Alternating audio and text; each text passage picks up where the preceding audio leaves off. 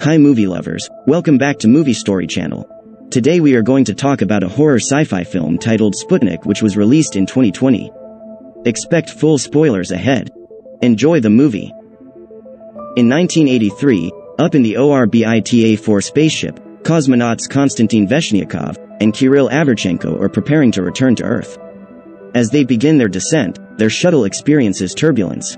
After things calm down, the men notice something crawling outside the shuttle that slowly makes its way inside. The shuttle then lands in Soviet Kazakhstan, where they are found by other men. Averchenko is dead, with the back of his head blown out, while Konstantin is found alive but with his eyes completely blackened. At a research institute in Moscow, Dr. Tatiana Yuraevna is put on trial after her method in controlling a 17-year-old boy's seizures was to hold him underwater for over a minute to cut off the oxygen supply. Although she saved him, other doctors and the boy's mother think she went too far, but she knows she took a necessary risk. Afterward, she is met by Colonel Semiradov, who was intrigued by her defense and requests that she join him at a facility in Kazakhstan to see what is wrong with Konstantin, as he is suffering from episodic amnesia. Tatiana joins Semiradov at the facility where Konstantin is speaking to the research director, Yan Rigel, who is frustrated with a lack of progress in figuring out what is going on with Konstantin. Tatiana enters the room, and Konstantin instantly finds himself attracted to her. She speaks with him and sees that he keeps a nesting doll as a personal item. He explains what happened to him before Tatiana concludes that he is just acting out due to being in isolation in the facility. She is taken to her room to rest before hoping to depart the next morning. Tatiana cannot fall asleep, so she goes for a run outside the facility. She bumps into an inmate who works outside the building, and he helps her up but won't let go of her hand until another inmate separates them. Semiradov later goes to Tatiana's room to see why they really brought her there. They observe Konstantin's cell as a protective door is brought down. He convulses until a parasitic alien crawls out of his mouth.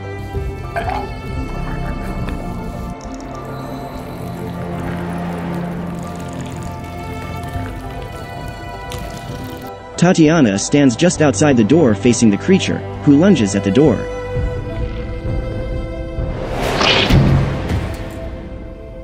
She is mortified by the discovery, and Semiradov explains that the parasite enters and exits Konstantin's body without harming him, and he has no memory of any of it. What they want Tatiana to do is figure out a way to separate the parasite from the host without hurting Konstantin. Tatiana stays at the facility to review more tests performed on Konstantin as she and the other researchers learn more about the parasite and how it appears to work. Tatiana also learns that Konstantin has a son that he left at an orphanage after his mother died so that he could continue with his work as a cosmonaut. She calls the orphanage to find out about the boy, who is seen to be a troublemaker. Tatiana then goes to Konstantin's cell to ask him about the boy, but it only annoys him and makes him want to stop speaking to her. She then asks Semiradov to transfer Konstantin to the medical unit in the daytime so he can interact with civilians. Konstantin's transfer is made, and he is put in a bigger room with a TV where he watches news coverage of him and Averchenko returning home. He gets upset just as Tatiana enters and admits she wanted to see how he would fare under stress. Before she leaves the room, Konstantin admits that he only found out about his son a week before his initial flight and that the mother had died. He asks Tatiana what she really wants from him, but she cannot say. That night, Tatiana observes the parasite near the cell as it makes its exit. She lays down on the other side from it, and it mimics her movements. It sees the nesting doll and responds to it. Tatiana puts on a protective suit and is allowed to enter the cell. She places the doll down, and the parasite wraps itself around the doll. When Tatiana tries to touch the parasite, she slips on its mucus, and the creature grabs her by the leg. The other scientists enter to pull Tatiana away, with her leg being injured from the attack. Afterward, Semiradov goes to Tatiana's room, where she tells him that she thinks the parasite has now fully bonded with Konstantin since it reacted to the doll, which she thinks means something to Konstantin as a guilty reminder of his son. She suggests that Konstantin be moved to Moscow for proper research, but Semiradov admits that he has not even informed the higher-ups of Konstantin's condition and that he lies to them about his condition to continue keeping him there. Tatiana goes to Rigel for help in getting Konstantin out of the facility and over to Moscow so he can get the help he needs. That night, they quietly observe Semiradov's men using the parasite for their own means.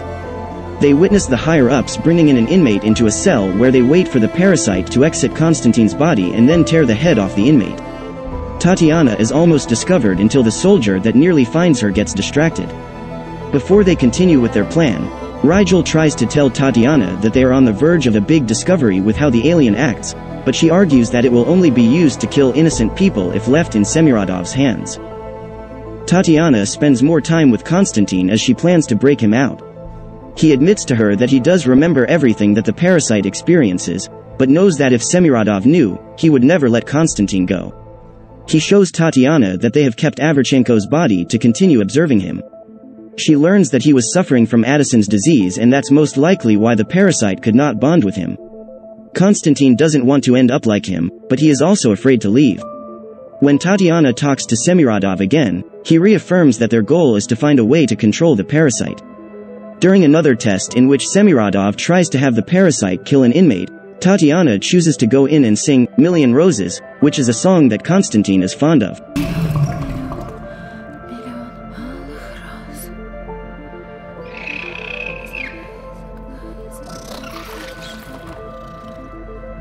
The parasite responds to it by remaining calm, indicating that it indeed does possess some of Konstantin's memories. Rigel is impressed at the creature's development, but the moment is ruined when it spots the inmate that it was supposed to feed on, and it proceeds to do just that.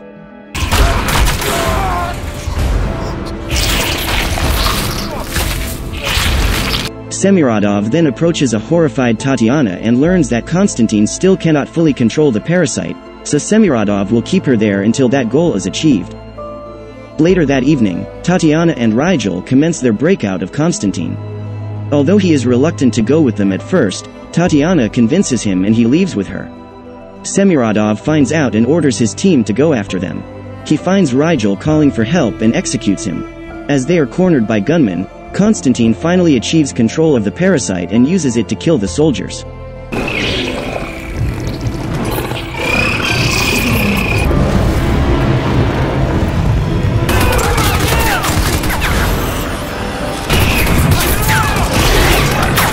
Tatiana and Konstantin get away, but Semiradov shoots the parasite, which Konstantin can feel.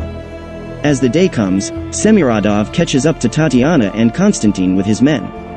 He attempts to subdue Tatiana, but Konstantin controls the parasite to kill the soldiers and then tear off half of Semiradov's head.